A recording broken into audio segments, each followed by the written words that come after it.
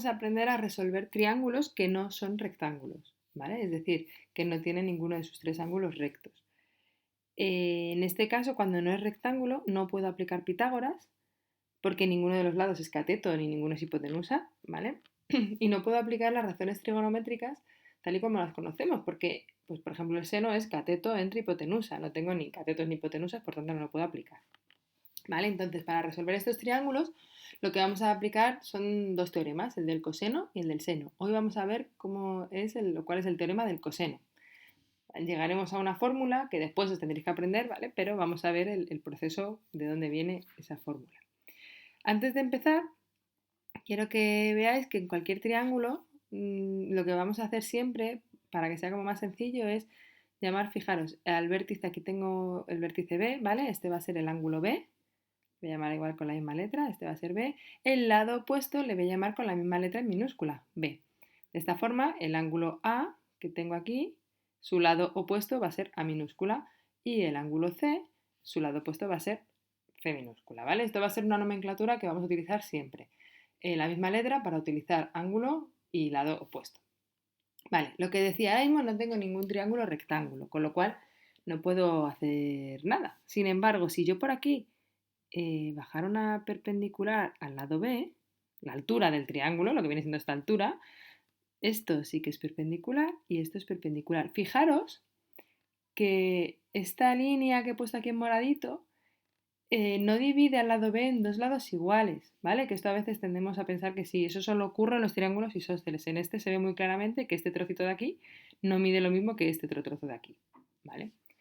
Entonces, al hacer esta división, pues nuestro lado B, digamos, ahora podemos decir que esto, por ejemplo, mide X, y si este trocito mide X, pues todo este trocito, ¿cuánto medirá? Si todo medía B y esto mide X, pues esto será lo mismo que B menos X, ¿vale?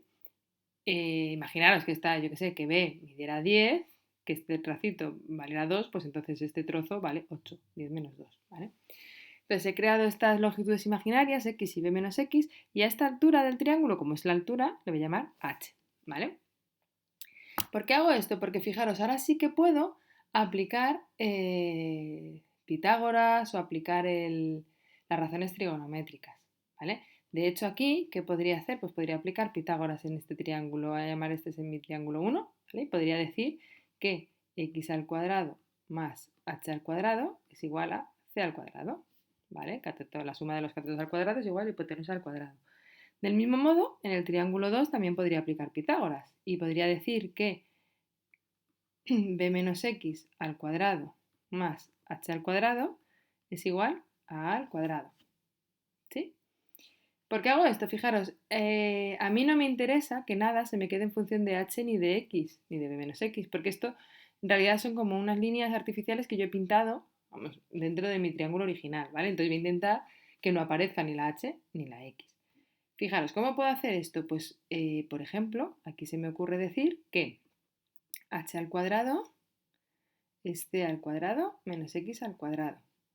Y aquí puedo decir que h al cuadrado es a al cuadrado menos b menos x al cuadrado. ¿Sí? ¿Por qué hago esto? Porque ahora, como h al cuadrado es esto y h al cuadrado es esto, yo puedo decir que este es lo mismo que esto otro. Es decir, que c al cuadrado menos x al cuadrado es igual a al cuadrado menos b menos x al cuadrado. Vamos a desarrollar un poquito más esto. Y entonces voy a seguir aquí y digo, pues venga, identidad notable, ¿vale? Porque c cuadrado menos x cuadrado, esto no lo toco, esto tampoco, y ahora digo, vale. Identidad notable la resta cuadrado del primero más cuadrado del segundo menos 2 veces el primero por el segundo. Aplico ahora, sigo aquí igual y aplico esto, el signo menos a todo, entonces me queda menos x cuadrado y menos con el menos se me convierte en más 2bx. ¿Sí? Vamos a hacer una cosa. Voy a pasar este x cuadrado al otro lado. Esto lo dejo igual. ¿Vale? Y entonces este x cuadrado se me va con este menos x cuadrado. ¿Qué me ha quedado entonces? Que c cuadrado es igual a al cuadrado menos b cuadrado más 2bx. O, dicho de otra forma, solo lo voy a recolocar, ¿vale? Yo podría decir que esto es c al cuadrado, esto pasa aquí sumando, esto pasa aquí restando. O incluso colocarlo de otra forma como muy bonito, a al cuadrado es b al cuadrado más c al cuadrado menos 2bx. Vale, aquí casi tengo ya todo en función de los lados originales del triángulo. Sin embargo, sigo apareciendo aquí una x. Entonces vamos a ver cómo podemos quitar esta x. Fijaros, vuelvo a mirar mi triángulo rectángulo 1, este pequeñito, ¿vale? Y fijaros, la x, ¿cómo puedo expresar, digamos, qué razón trigonométrica puedo utilizar para utilizar las letras, la c, la a, la b no la voy a poder utilizar porque si os dais cuenta el ángulo b es todo este trozo, no es solo este trocito. Entonces digo, bueno, pues tengo que utilizar algo con el ángulo a que utilice c, que es la hipotenusa, y que utilice esta x, que es el cateto contiguo. ¿Por qué hago eso? Para conseguir quitar esta x de aquí en medio. Entonces, cateto contiguo, hipotenusa y ángulo, pues esto es el coseno. Es decir, yo puedo decir que el coseno de a es igual al cateto opuesto, cateto contiguo, que es la x, entre la hipotenusa, que es c. ¿Estamos de acuerdo? Esto es un ángulo, ¿vale? Que aquí les podríamos haber puesto para que no haya lugar a confusión. Y entonces esta c, este lado c minúscula, que está aquí, pasa multiplicando y entonces me queda que c por el coseno de a es x. ¿Por qué hago esto? Porque ahora en vez de poner esta x puedo poner c por coseno de a y decir a al cuadrado es igual a b al cuadrado más c al cuadrado menos 2 por b y en vez de x poner c coseno de a. Vale, esto sería la fórmula del teorema del coseno. ¿Vale? Fijaros, ¿por qué ya esta es relevante e importante? Porque aquí ya solo aparecen A, B, C, B, C, los lados del triángulo y uno de los ángulos y el coseno del ángulo A. Ya no aparecen estas líneas artificiales que puse aquí H o X. Esto lo he hecho dibujando esta altura. Si yo el triángulo lo hubiera girado y hubiera dibujado otra altura, ¿vale? Habría llegado a una conclusión similar con cualquiera de los otros lados. Es decir, yo podría decir esto también. Y ahora os digo cómo se puede. Este sería el de B, y ahora el de C, que sería al cuadrado más b cuadrado menos 2ab coseno del ángulo C. ¿Vale? Estas serían las tres formas de expresar el teorema del coseno.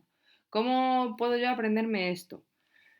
Pues fijaros que yo pongo aquí un lado al cuadrado y entonces esto es igual a la suma de los otros dos lados al cuadrado, hasta aquí se parece un poco a Pitágoras, pero luego le tengo que restar el producto de dos veces el lado B por el lado C, o sea, los dos lados que tengo aquí, por el coseno del ángulo opuesto al lado que tengo aquí, ¿vale? En el caso del B, pues pongo B al cuadrado, ¿vale? Y digo, pues, ¿cuáles son los otros dos lados? A cuadrado más C cuadrado, ya digo, ya le añado la otra parte, menos dos veces, ¿quién? A por C, que son los lados que tengo a este lado de la igualdad, por el coseno del ángulo opuesto al lado que tenía aquí, al B, ¿vale? Lo mismo con C. Entonces esto sería nuestro teorema del coseno. Vamos a ver cómo se aplica, ¿os parece? Entonces, vamos a poner aquí, voy a cambiar de color ahora, vamos a hacer un ejemplo. Y digo, pues tengo, voy a pintar un triángulo así parecido, más o menos. Y entonces me dicen que esto mide 8 y que esto mide 20, por ejemplo. Y que esto mide este ángulo, vamos a poner que sean 30. ¿Vale? Y me dicen, venga, resuelve el triángulo. ¿Vale? Entonces yo tengo estos lados. Fijaros, voy a hacer una cosa. A este le voy a llamar A, por ejemplo. Entonces esto va a ser el ángulo A. Este le voy a llamar B. Por tanto, esto va a ser el ángulo B. Y entonces ya solo me queda que este es C. Y entonces este 30 es el ángulo C. ¿Vale? ¿Qué es lo que me falta por saber? Bueno, pues me falta saber el lado C, me falta saber el ángulo A y me falta saber el ángulo B. Vamos a ello. Entonces, fijaros, yo tengo A, tengo B, tengo el coseno de C, pues entonces, fijándome en los teoremas que hay aquí, como yo tengo A, tengo B, y tengo el coseno del otro ángulo, tengo esto, tengo esto, tengo esto, esto y tengo C, genial, pues voy a utilizar esta. ¿Vale? Entonces diré, voy a poner aquí otra vez, C al cuadrado, hemos dicho que es A al cuadrado más B al cuadrado menos 2 por A por B por el coseno de C. Venga, pues C al cuadrado será, ¿quién es A? 8 al cuadrado más B, que es 20 al cuadrado, menos 2 por 8 por 20 por el coseno de 30. ¿Vale? Si hacemos esto, pues estos son 64, estos son 400, estos son 2 por 8, 16, por 20 son 320 por el coseno de 30. Aquí, esto lo he hecho así a posta, cuidado, porque tengo una suma, una resta y tengo aquí una multiplicación. O sea, primero tengo que hacer esta operación antes de hacer la resta, ¿vale? Que hay muchísima tentación hacer la resta. Entonces, 64 y 400, esto van a ser 464 y 320 por el coseno de 30, pues os salen que son 277 con 128. Vamos a poner aquí un 3. ¿Vale? Si hago esta resta, esto sale que C al cuadrado son 186,88 y por tanto C es la raíz que son 13,67. ¿Vale? Y ya tendría resuelto C. Vale, ya tengo que C mide 13,67. ¿Cómo resuelvo yo ahora este triángulo? ¿Cómo resuelvo los ángulos? Pues hasta que sepamos el siguiente teorema, que no lo vamos a ver hoy, voy a seguir aplicando. Fijaros el teorema del coseno. Entonces ahora voy a intentar sacar este ángulo A. Vale, tengo B, tengo C y tengo A. Entonces, fijaros, si yo tengo B, o sea, quiero sacar el ángulo A, pues a ver dónde tengo aquí mi incógnita. El ángulo A lo tengo aquí, que es lo que me falta. Y sin embargo, sí que tengo A, sí que tengo B y sí que tengo C. Tengo todo lo demás. Pues venga, aplicamos ahora para calcular el lado A, que A al cuadrado es B al cuadrado más C al cuadrado menos 2BC por el coseno de A. Vale, A hemos dicho que esto era 8 al cuadrado, son igual a 20, que me he torcido, perdón, 20 al cuadrado más C al cuadrado, que es 13,67 al cuadrado, menos 2 veces 20 por 13,67 por el coseno de A.